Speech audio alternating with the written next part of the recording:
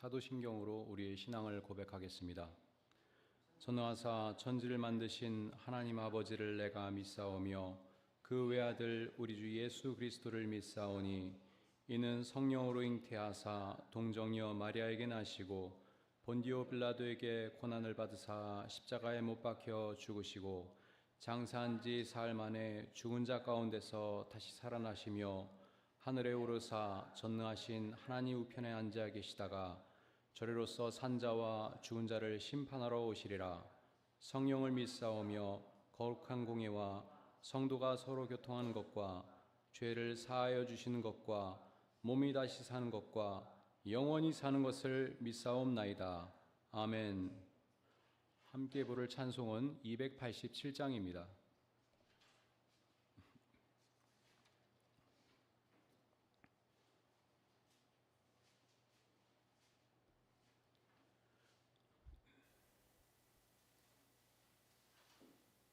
다 함께 287장 예수 앞에 나오면 함께 찬양하겠습니다.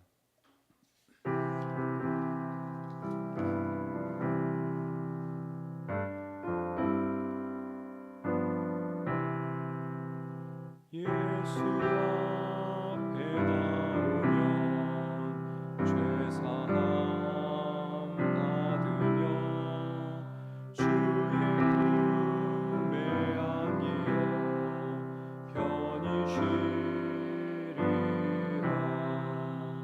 우리 주만 믿으면 모두 구원 얻으며 영생 복락 면류관 확실히 받겠네. 예수 앞에 나와서 은총을 받으며 마음의 기쁨 넘치어 감사하리라. 우리 주만 믿으면 모두 구원 얻으며 영생 복락 면류관 확실히 받겠네. 예수 앞에 설 때에 흰 옷을 입으며 밝고 빛난 내 집을 길이 살리라. 우리 주만 믿으면 모두 구원 얻으며 영생 복락 면류관 확실히 받겠네. 오늘 하나님께서 저희에게 주신 말씀은 이사야서 56장 1절로부터 2절 말씀입니다.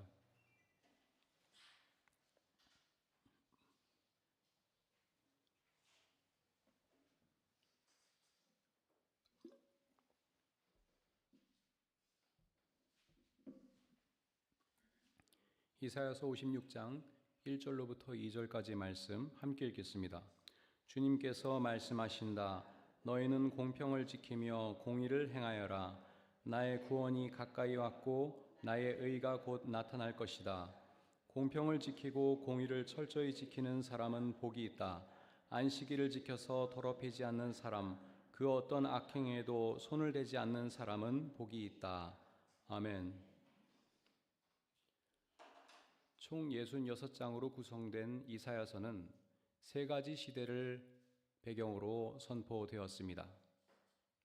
1장부터 39장까지는 멸망을 향해 가는 남왕국 유다를 향한 회개와 심판의 말씀이 이사야의 입을 통하여 선포되었습니다.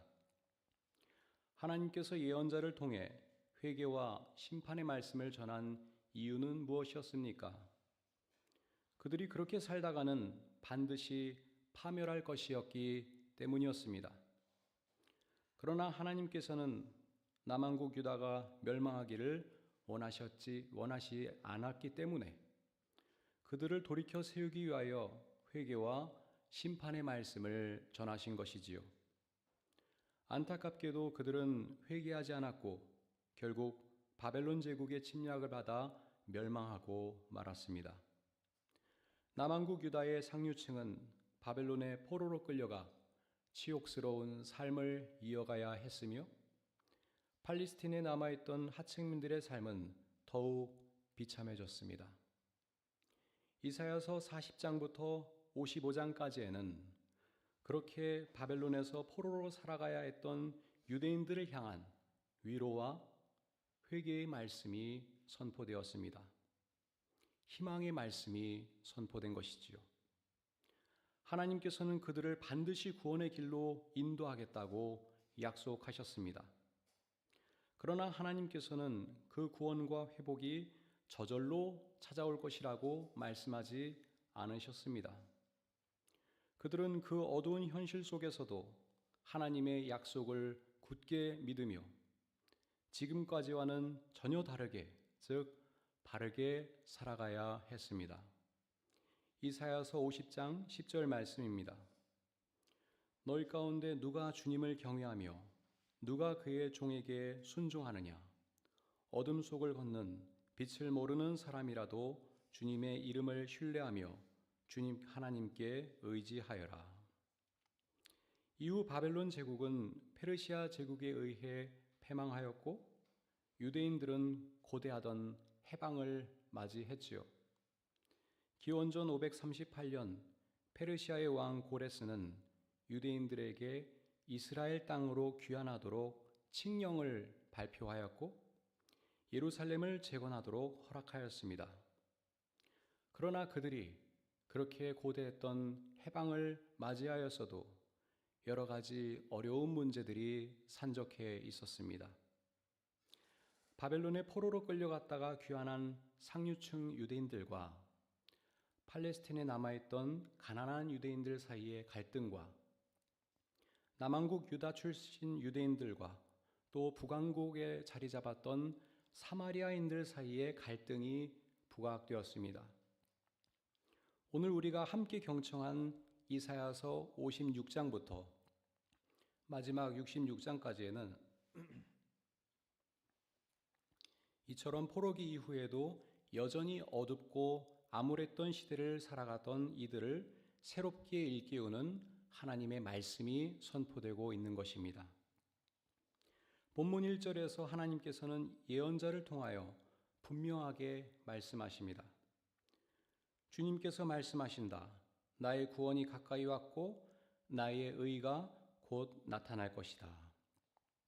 그런데 이 말씀은 이미 포로기를 겪고 있던 유대인들에게 이사야서 46장 13절 말씀을 통해 선포되었던 것입니다.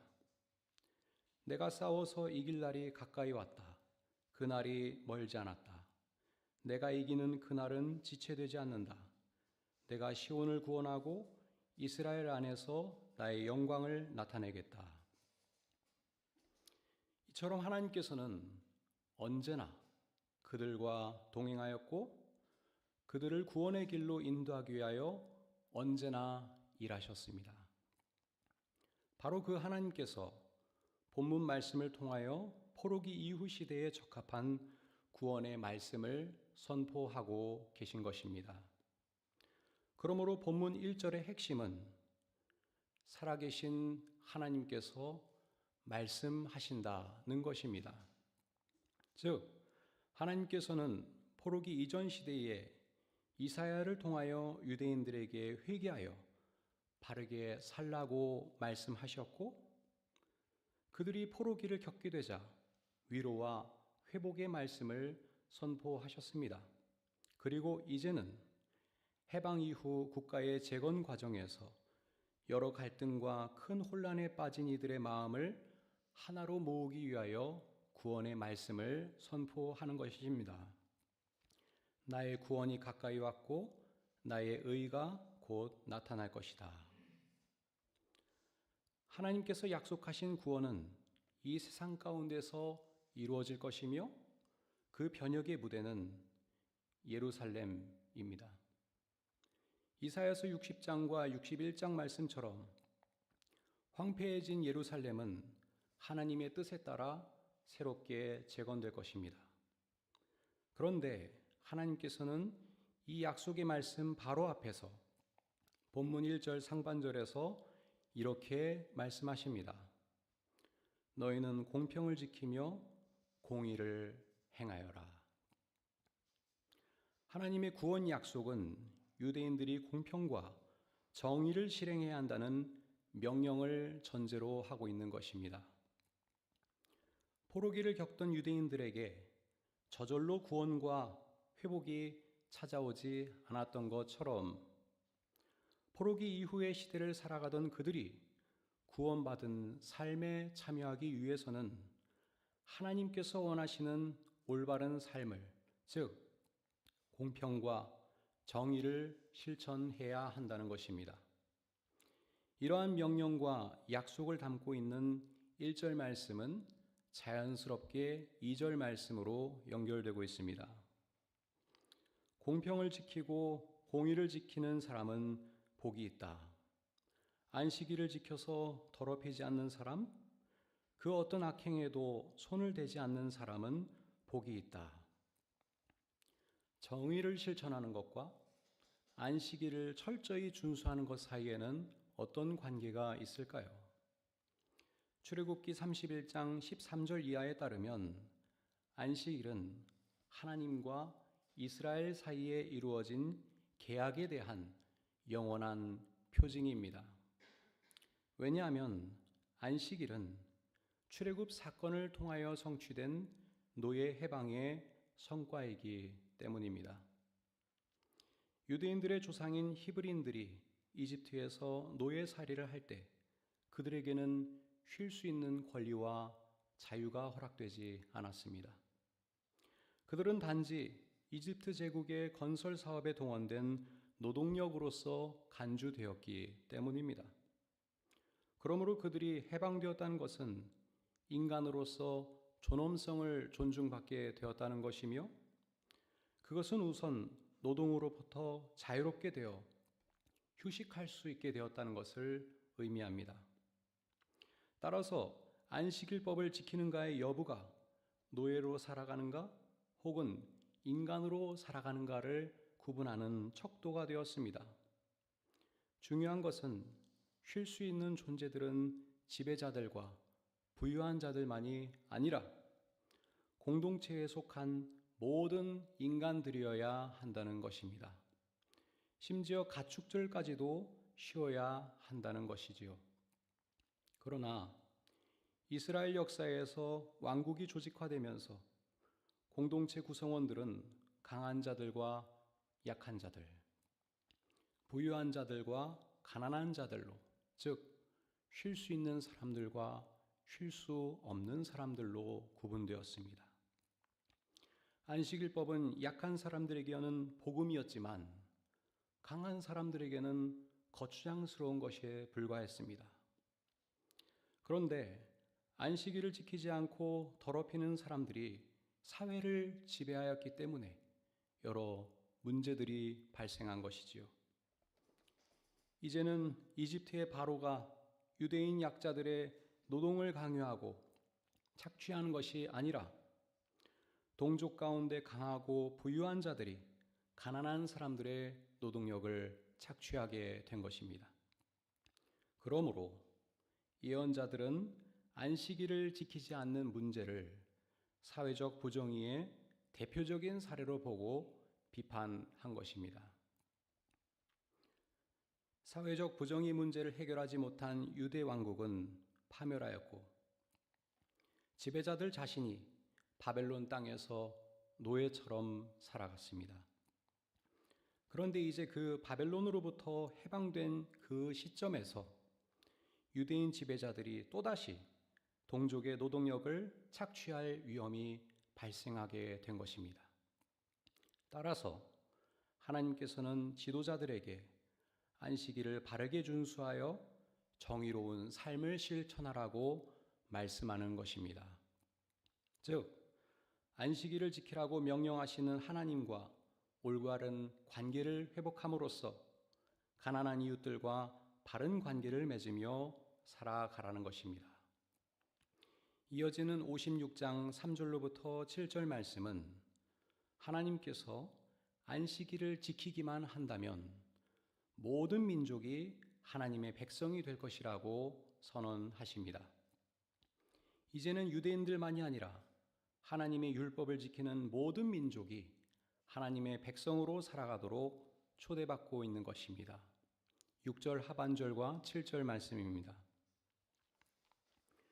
안식일을 지켜 더럽히지 않고 나의 언약을 철저히 지키는 이방 사람들은 내가 그들을 나의 거룩한 산으로 인도하여 기도하는 내 집에서 기쁨을 누리게 하였다.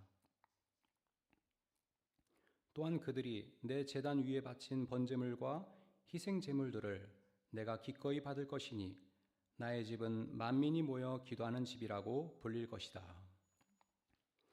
그러나 유대인 지도자들은 또 그렇게 바르게 살아가지 않았습니다.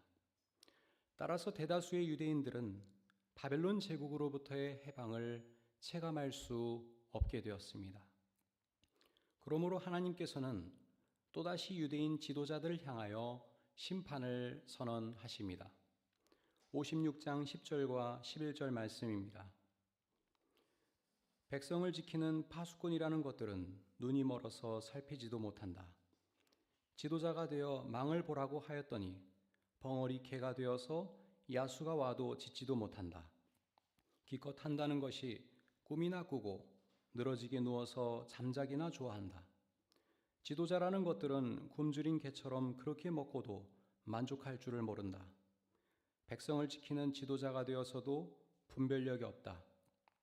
모두들 저 좋을 대로만 하고 저마다 제 배만 채운다. 이와 관련하여 이사야서 59장 15절 이하에서 하나님께서는 이사야를 통해 이렇게 말씀하십니다. 주님께서 공평이 없는 것을 보시고 슬퍼하셨다. 압박받는 사람을 도우려는 사람이 없음을 보시고 중지자가 없음을 보시고 주님께서는 놀라셨다. 주님께서는 직접 억압받는 사람들을 구원하시려고 반드시 공의를 이루시려고 당신의 능력을 친히 발휘하실 것이다. 주님께서 공의를 갑옷으로 입으시고 구원의 투구를 머리에 쓰셨다. 그리고 하나님께서는 이사야서 57장 14절로부터 15절에서 이렇게 말씀하십니다. 내가 말한다. 땅을 도두어서 길을 내어라. 나의 백성이 걷는 길에 거치는 것이 없게 하여라. 지극히 높으신 분, 영원히 살아계시며 거룩한 이름을 가지신 분께서 이렇게 말씀하신다. 내가 비록 높고 거룩한 곳에 있으나 겸손한 사람과도 함께 있고 잘못을 뉘우치고 회개하는 사람과도 함께 있다. 겸손한 사람과 함께 있으면서 그들에게 용기를 북돋워주고 회개하는 사람과 같이 있으면서 그들의 상한 마음을 아물게 하여 준다. 이처럼 하나님께서는 함께 경청한 본문 말씀들을 통하여 포르기 이후 시대를 살아가던 이들을 향하여 말씀하셨습니다. 그 말씀은 해방 이후 분열과 갈등이 휩싸이고 일상 가운데 억압과 착취가 다시 자행되었던 그 어두운 시대를 살아가던 이들을 구원하기 위한 생명의 말씀이었습니다. 하나님께서는 살아계시며 역사하는 분이시므로 어느 한 시대만이 아니라 모든 각 시대를 향하여 말씀하십니다. 바로 그 하나님께서 오늘 우리에게도 말씀하십니다. 그러므로 이사야서 40장 8절 말씀처럼 풀은 마르고 꽃은 시드나 하나님의 말씀은 영원히 서 있는 것입니다. 하나님께서는 유대인들만이 아니라 그 말씀에 순종하는 모든 사람들을 하나님의 백성으로 삼으십니다. 사랑하는 여러분, 하나님께서는 언제나 우리와 함께 하시며 우리를 참된 생명의 길로 인도하기 위하여 말씀하십니다. 하나님께서는 우리가 공평과 정의를 실천할 것을 명령하십니다. 그 명령은 우리 모두를 구원받은 하나님의 백성으로 초대하는 은총의 속삭임입니다. 오늘도 우리가 하나님의 말씀을 경청하면서 바르고 참된 삶을 살아가게 되길 바랍니다. 그리하여 하나님께서 원하시는 공평과 정의를 실천하며 살아가게 되길 바랍니다. 그리하여 오늘도 하나님의 백성으로서 복된 하루를 열어가시기를 바랍니다. 기도하겠습니다.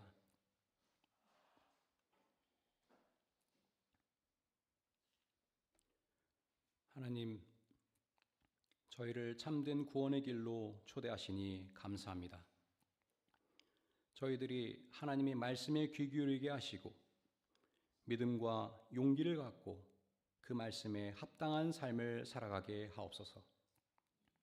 하나님께서 원하시는 정의롭고 평화로운 삶을 실천함으로써 하나님의 영광을 드러내는 복된 삶을 살아가게 하옵소서.